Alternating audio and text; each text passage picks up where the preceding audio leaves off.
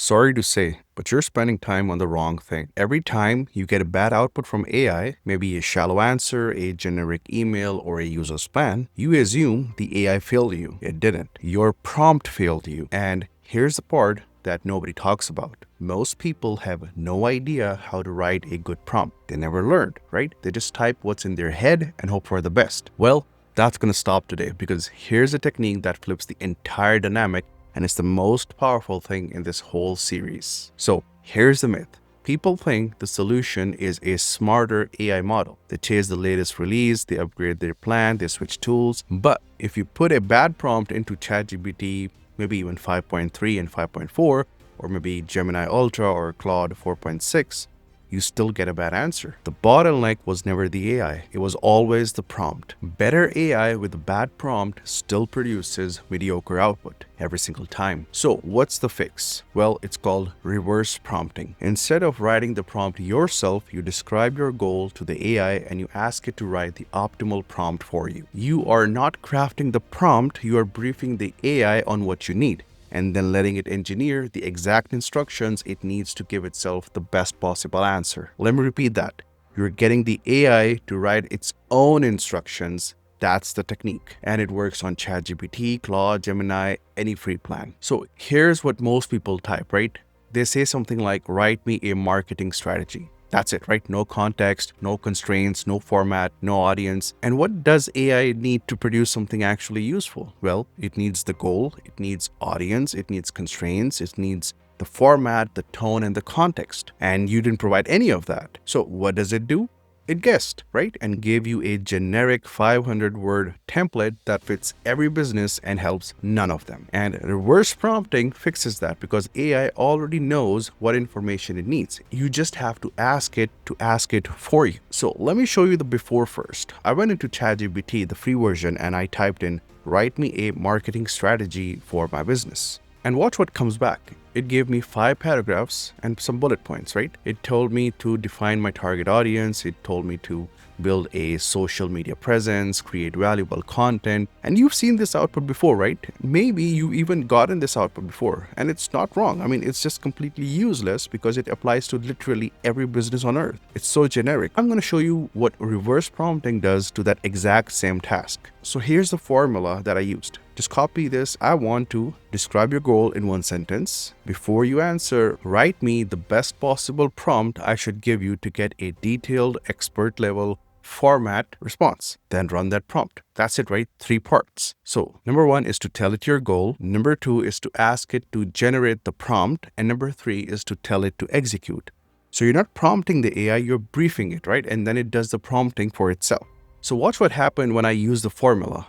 I said something like, I want to create a 30-day content plan for a freelance graphic designer targeting small business owners on LinkedIn.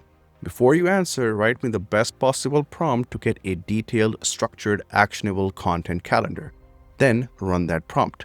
Now watch what happened. Before it gives me a plan, it generated a prompt, a real one, right? With all the context filled in, with constraints, with format instructions, with audience details. And then it answers that prompt. The output is night and day difference, guys. That's reverse prompting. It's just one technique, but it completely changes what you get back. And here's the other myth I want to kill before we move on. People think that prompt engineering is a technical skill, like coding, right? Something you have to study for months. Well, it's not.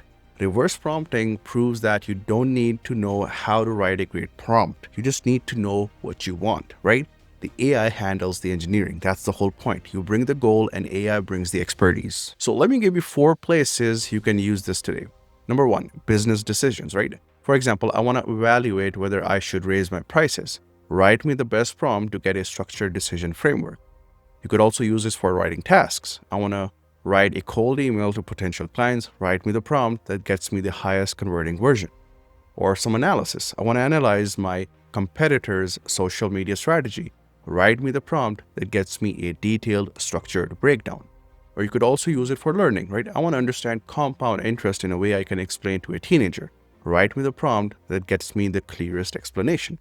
So you're using the same technique for different contexts and applications. Now, before I show you the advanced move, if you've been watching this series and these techniques have changed how you use AI, now is the time to subscribe. I'm putting out more of these videos each week, and each one builds upon the last. And the next thing I'm teaching you after this series is going to be even more practical. So subscribe if you don't want to miss it. Now, here's where it gets interesting, guys. The advanced version of reverse prompting is a two-step flow. Step 1 is to ask AI to generate the prompt. And then step 2 is to ask AI to critique and improve that prompt before running it. So after it generates the prompt, you type, before you run this, are there any gaps in this prompt?